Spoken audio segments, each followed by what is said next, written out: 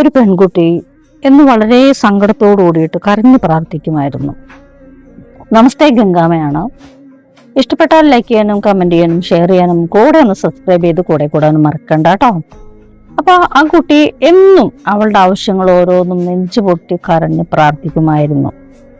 ഓരോ ദിവസവും അവൾക്ക് പ്രതീക്ഷ ഉണ്ടായിരുന്നു, ഇങ്ങനെയൊക്കെ കരഞ്ഞ് പ്രാർത്ഥിക്കുമ്പോൾ എന്തെങ്കിലും ഒരു മാറ്റം അവളുടെ ലൈഫിൽ ഉണ്ടായിരിക്കും. അത് ദൈവം അല്ലെങ്കിൽ യൂണിവേഴ്സ് അവളുടെ ലൈഫ് മാറ്റും അല്ലെങ്കിൽ ചേഞ്ച് ആക്കുമെന്നെല്ലാം അവൾ ആഗ്രഹിച്ചിരുന്നു. അവളെ പ്രിയപ്പെട്ടവരെല്ലാം അവൾക്ക് നഷ്ടപ്പെട്ടു. അപ്പോഴും അവൾ കരഞ്ഞു ചോദിച്ചു, എന്തിനെന്നെ ഇങ്ങനെ പരീക്ഷിക്കുന്നു, എന്തിനെ എന്നെ ഇങ്ങനെ ദുഃഖിപ്പിക്കുന്നു എന്നൊക്കെ കരഞ്ഞുകൊണ്ട് ഇങ്ങനെ പ്രാർത്ഥിച്ചു കൊണ്ടേയിരുന്നു.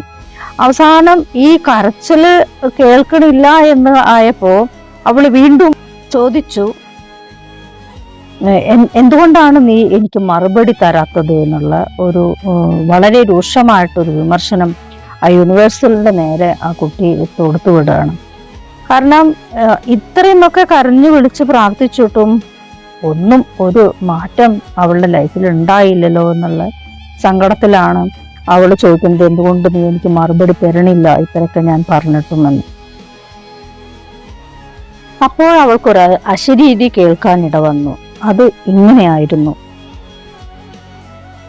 ഞാൻ നിന്നെ കേട്ടിരുന്നു, നീ കരഞ്ഞപ്പോഴെല്ലാം. പക്ഷേ നീ കണ്ടതെല്ലാം നിന്റെ ദുഃഖങ്ങൾ മാത്രമാണ്. ഇതാണ് യൂണിവേഴ്സൽ മറുപടി കൊടുത്തത്. തുടർന്നുകൊണ്ടിരുന്നു, നീ ശാന്തമായി എന്നെ വിശ്വസിച്ചിരുന്നു. നീ എപ്പോഴും നിന്റെ ദുഃഖങ്ങളെ മാത്രമാണ് കണ്ടിരുന്നത്. നീ ഒരിക്കലും എന്നെ വിശ്വസിച്ചിരുന്നില്ല. നിന്റെ ദുഃഖങ്ങൾ പറയാൻ മാത്രമാണ് എന്നെ സമീപിച്ചിരുന്നത്. നീ കരഞ്ഞപ്പോൾ നിന്റെ വേദനയിലെല്ലാം ഞാൻ കേട്ടെങ്കിലും പക്ഷെ നീ വിശ്വസിച്ചിരുന്നത് നിന്റെ പ്രശ്നങ്ങളും നിന്റെ ദുഃഖങ്ങളും മാത്രമാണ്. അപ്പോഴാണ് അവൾക്ക് ബോധം വന്നത്, സത്യമാണ്, തൻ്റെ ദുഃഖത്തിലാണ് ശ്രദ്ധ കേന്ദ്രീകരിച്ചിരുന്നത്. പക്ഷേ ഞാൻ ഒരിക്കൽ പോലും ആ യൂണിവേഴ്സിൽ പരമാർത്ഥമായിട്ട് വിശ്വസിച്ച് എൻ്റെ വിശ്വാസം അർപ്പിച്ചിരുന്നില്ല. ഇത് തന്നെയാണ് സത്യം. പലരും ഗംഗാമയെ വിശ്വസിച്ചുകൊണ്ട് പല കാര്യങ്ങളും നടത്തിയെടുക്കാറുണ്ട്. എവിടെയാണ് അത് സംഭവിക്കുന്നത്? 100% ഇവിടെ യൂണിവേഴ്സൽ പറയണത്, നീ ശാന്തമായി വിശ്വസിക്കുന്ന ദിവസത്തിന് വേണ്ടി നീ കാത്തിരിക്കൂ.